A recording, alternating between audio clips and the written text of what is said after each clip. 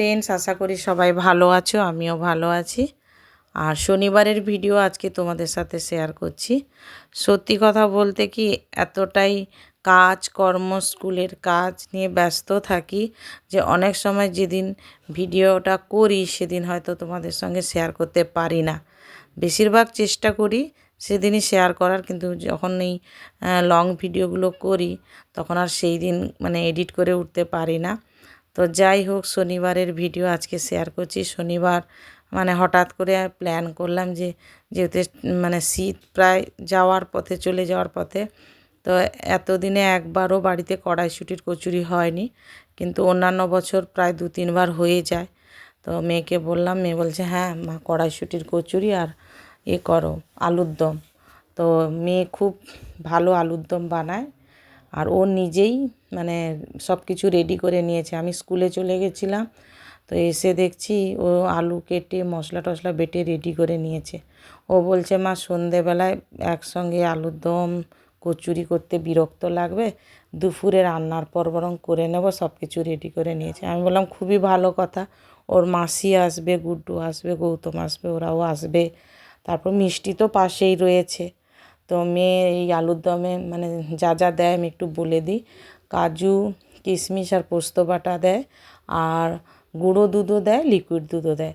তো মোটামুটি আলু, যেহেতু নতুন আলুর দম করছি তাই আলুগুলো ছোট সাইজের নিয়েছি, একটু গোটা রেখেছি। আর তাই জন্য কী করলাম, সমস্ত কিছু দিয়ে কষানোর পর কিন্তু আমি করিনি, ও করেছে, প্রেসারে দিয়ে দিয়েছে 2-3টে সিস দিয়ে, তারপরে বন্ধ করে দিয়েছে গ্যাসটা। বেশ কিছুটা সময় পরে তারপরে প্রেসার থেকে ঢেলে নেব। এদিকে কড়াইশুঁটিটা ছাড়িয়ে ভালো করে ধুয়ে মিক্সিতে পেস্ট করে নিয়ে একটা ফ্রাই প্যান বসিয়ে দিয়েছে। মেয়েই সব করেছে, একদিকে আলুর দম করছে, একদিকে এই পেস্টটা, কড়াইশুঁটির পেস্টটা কিন্তু কালো জিরে হিং ফোড়নে দিয়ে একটু নেড়ে চেড়ে নিল।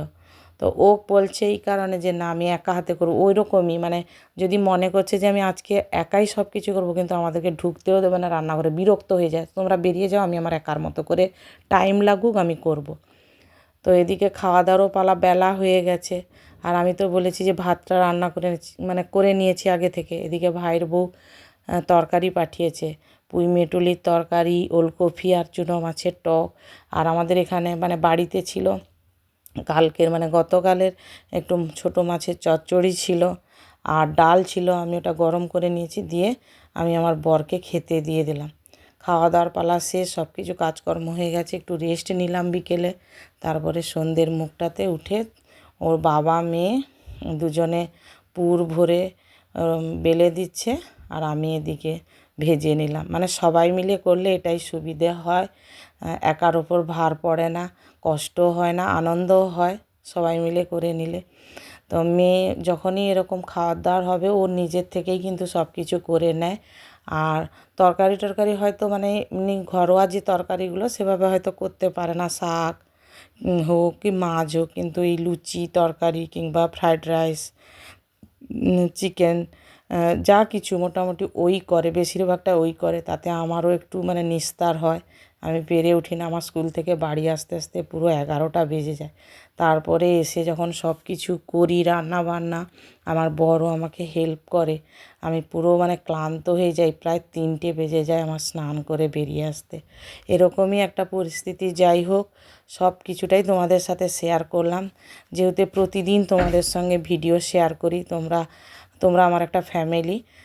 তো এদিকে ফাইনালি রেডিও হয়ে গেছে কড়াইশুঁটির কচুরি, আলুর দম আর একটুখানি ধনেপাতা চাটনি। গুড্ডুকে জিজ্ঞেস করে দিলাম যে তুই কি খাবি চাটনি? না হ্যাঁ। তো প্রথম ওকেই খেতে দেওয়া হলো, ও খেয়ে এবার বলবে কেমন হয়েছে। বাচ্চা ছেলে তো, ভালো হলেও বলবে খুব ভালো হয়েছে, আর আমি কথাই বলছি, যদি খারাপও হয়ে থাকে বলবে ভালো হয়েছে। তো তারপরে একে একে করে সবাই খাওয়া দাওয়া হলো। এই যে গৌতম বসে গেছে, আমার বড় ওই সাইডে বসে গেছে, গৌতম